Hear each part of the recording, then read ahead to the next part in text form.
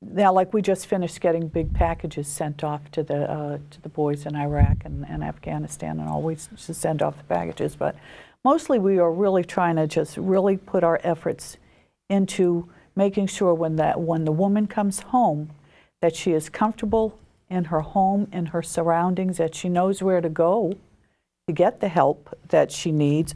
We have a resource on our program. It's called Connect a Vet, where we can give you employment and career services, education, financing to help you get a home or school. We can offer you legal assistance, professional organizations and groups.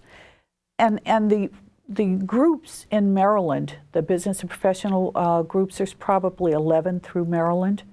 They don't charge a dues to the female veteran because they want to bring her and help her acclimate herself back into civilian life. So there is no dues for them. One thing, Bob, is back in '91 when they first started the first Gulf War, that's when women first got involved in really combat operations. Mm-hmm. And I was starting up through the line in the DAV, Disabled American Veterans, and we were starting to hear from the problems that the ladies were having. And one of my first official acts when I took over as state commander for the disabled veterans here in Maryland is I appointed a woman veterans committee. And every woman that was in the audience at our convention that year, I put on the committee and I named a chairman.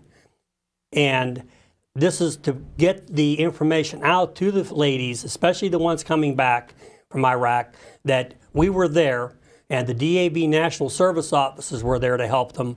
And even the ones that were already on active duty that got out, and where they were in Vietnam or any conflict, Korean conflict where we had women serve, if they did have problems, contact the Disabled American Veterans, and we are there to help you.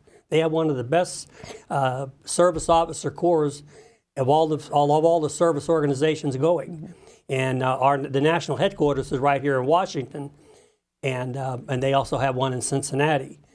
But the National Service Officer we have up in Baltimore, and then we have one also down in D.C. area. So they can contact Veterans Forum, let us know, and we can put them in the right track in order to get them help. Well, it's really commendable that you put this together. But there again, you hit the nail on the head when you said the DAV. The woman thinks if she wasn't injured, she's not a vet. Right. So we have to let the women know that you are entitled to. So to contact the Veterans Forum here, or some way to get the word out that there is help for them. There is legal help. There's educational help. There's all kinds of help. They just need to look at it, and to learn. Women like to be social, and so to join an organization that's going to help them be social. Teach them how to network, teach them how to do things, and not have to pay dues for that. That's a big thing for a lot of women because they don't otherwise have friends in an area. They're out of the military. They don't know who to turn to. We also have a thing going that's called Dear Jane. And this is a letter writing campaign that we've started. And we ask people who are veterans, women who are veterans, if they would write a letter, a Dear Jane letter, explaining to the woman who's getting ready to come out what they experienced, how they handled it, where they should turn to, what they should look for. And we connect that vet with someone who, that Dear Jane letter with someone who it will match up with, and to make a good match. So they're not always feeling all alone when they get out. I can't even imagine what goes through anybody's mind after they come back from a horrible war situation. Well, a great many women, a great many men too, but a great many women don't know that the Disabled American Veterans isn't quite as restrictive as you might think. I know when I first lived in Bowie, I always thought it was the province of people like Ed Conroy, who had lost his arm at Heartbreak Ridge, or Butch Joko, who had lost both of his legs in Vietnam. That even people who, like me, who were very slightly injured, are eligible for the DAV. And it's through the DAV that you find out these things. And very often people have as you refer to your dad, they have things years after they're discharged that are related to their military service. And that's what we have service officers to assist these people in filing their claims. And we've tried very hard, all the veterans organizations, to attract women veterans with mixed success. For example, the VFW's had a female commander, I think, within recent years, Megan Johnson, is it? Yeah. Bogley. Megan Bogley, she's in the line now Right. here. And we've had in the Marine Corps League, of the last 5 or 6 national commandants, 2 have been women Marines, Diana Dills and Helen Hicks. So the door is really open to women, and it's only if you come in and participate. And these organizations aren't nearly as restrictive as you might. The American Legion is open to anybody who served 1 day in a time of war, which means now everybody, because the time of war has been going on since 1991. And the DAV, as I mentioned, isn't nearly as restrictive as it sounds. The VFW is overseas in a time of war, and the AMVETS is simply in the service. So there's a place for everybody, and there's good friendship goes with it, and all those things, and bonding that we have. But on the practical side of knowing your rights, it's the best way to find out what your rights are and to participate in the political process in a nonpartisan way, to support issues and support issues that are of benefit to veterans at every level at the city. And we are very, very lucky.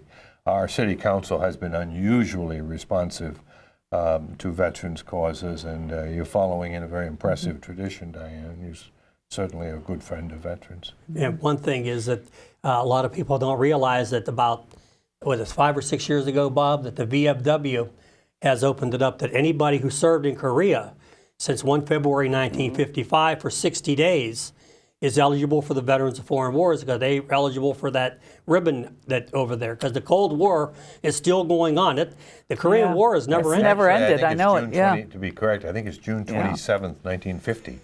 In other words, the hostilities ended in 1953. 53, But since there was merely an armistice, the war basically has gone on. So I think anyone who's ever served in Vietnam since, I think, June 27th somehow strikes a bell, 1950 is eligible. But those who served up through 31 January automatically got the ribbons. Right. But after that, they cut the ribbons off. Right. But now with the 60-day rule, that makes them, and this includes the ladies. There are a lot of ladies, VFWs, who served in Saigon, the nurses that served there, any of the administrative people.